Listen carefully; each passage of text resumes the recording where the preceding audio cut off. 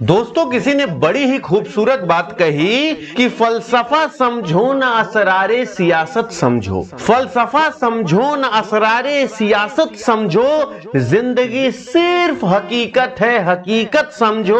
अरे जाने किस दिन हो जाए हवाएं भी नीलाम यहाँ, जाने किस दिन हो जाए हवाएं भी नीलाम यहाँ। अरे आज सांस भी लेते हो तो गनीमत समझो, आज सांस भी लेते हो तो गनीमत समझो। गुड मॉर्निंग हिंदुस्तान, नमस्कार, प्रणाम, आदाब, जय हिंद हिंदुस्तान। मैं आपका अपना अतुल सर आपसे मुखातिब हो चुका हूं, क्योंकि दोस्तों घड़ी ने 6:15 दिखा दिए हैं और ये मैंने मन ही मन मान लिया है कि आप सभी उठ चुके हैं और मेरी आवाज आपके कान तक जा रही है। दोस्तों, रोज की तरह आज मैं फिर एक ऐसी कहानी लेकर आया हूं जो आपके अंदर उत्साह भरने का काम करेगी, और मैं ये बताना जरूरी समझूंगा कि आज की इस कहानी को भेजा है आदित्य वर्मा जी ने। जी हां, आज की कहानी आदित्य वर्मा जी ने भेजी है, जिसे हमारी टीम ने सेलेक्ट किया है, और इन्होंने ये कहानी भेजी थी मोटिवेशनल गुरु अतुल सर। जी हां, मेरा टेलीग्राम चैनल है जिसे आप ज्वाइन कर सकते हो, मोटिवेशनल गुरु अतुल सर। वहां आप भी अपनी कहानी दे सकते हो, जिस तरीके से आदित्य वर्मा जी ने अपनी कहानी दी, और आज इनकी कहानी लेकर मैं आप लोगों के सामने प्रस्तुत हुआ हूं। तो दोस्तों आइए शुरुआत करते हैं कि ऐसी वो कौन सी कहानी है जो हमारे जीवन में बड़ी महत्वपूर्ण भूमिका निभाएगी आगे चल के। तो आइए देखते हैं वो ऐसी कौन सी कहानी है जो आदित्य वर्मा जी ने भेजी है। तो आइए शुरुआत करते हैं आज की इस कहानी की। दोस्तों, एक समय की बात है, एक राज्य में एक प्रतापी राजा राज करता था।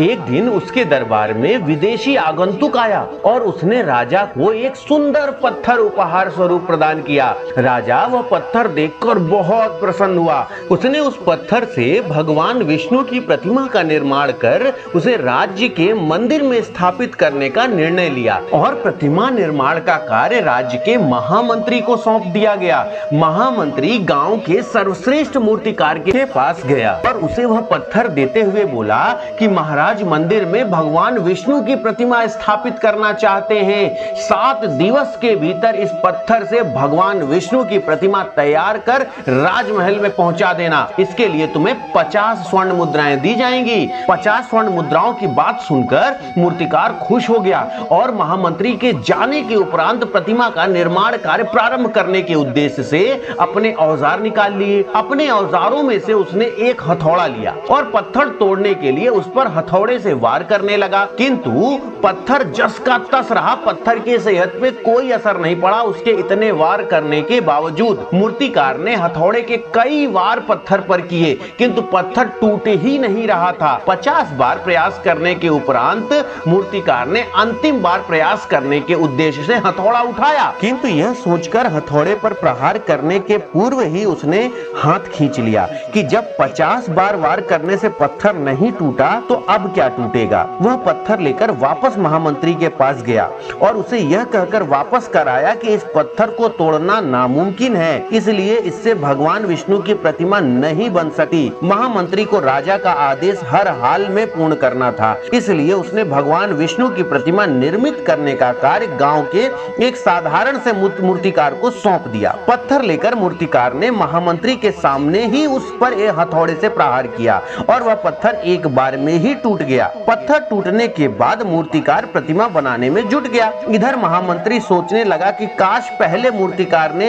एक अंतिम प्रयास और किया होता तो सफल हो गया होता और 50 स्वर्ण मुद्राओं का हकदार बन गया होता। तो दोस्तों, इस कहानी से हमें यही सीखने को मिलता है कि हम भी अपने जीवन में ऐसी परिस्थितियों से 2-4 होते रहते हैं। कई बार किसी कार्य को करने के पूर्व या किसी समस्या के सामने आने पर उसका निराकरण करने के पूर्व ही हमारा आत्मविश्वास डगमगा जाता है और हम प्रयास किए बिना ही हार मान लेते हैं। कई बार हम 1-2 प्रयास में असफलता मिलने पर आगे प्रयास करना ही छोड़ देते हैं, जबकि हो सकता है कि कुछ प्रयास और करने पर कार्य पूर्ण हो जाता या समस्या का समाधान हो जाता। यदि जीवन में सफलता प्राप्त करनी है तो बार बार असफल होने पर भी तब तक प्रयास करना नहीं छोड़ना चाहिए जब तक सफलता नहीं मिल जाती। क्या पता जिस प्रयास को करने के पूर्व हम हाथ खींच लें वही हमारा अंतिम प्रयास हो और उसमें ही हमें कामयाबी प्राप्त हो जाए। तो ये दोस्तों, हमें आपको सोचना पड़ेगा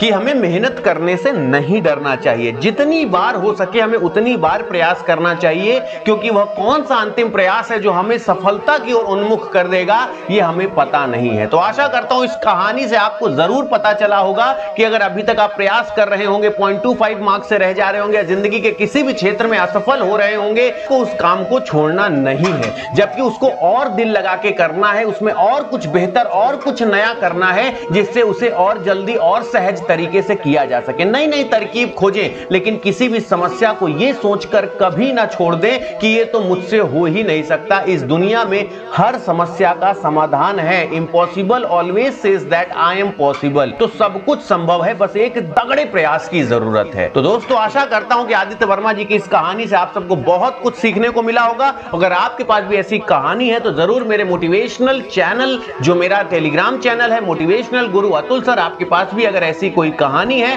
तो मुझे जरूर भेजिए। मैं उसे लेके आऊंगा पूरे हिंदुस्तान तक, पूरी दुनिया के सामने। तो आपके पास भी ऐसी कहानी है तो आपका स्वागत है मेरे चैनल पे। तो thank you so much for your love, support and respect. Always be happy and enjoy every moment of your life. सदा मस्त रहें, सलामत रहें, यही ईश्वर से कामना है। Thank you so much, thanks a lot.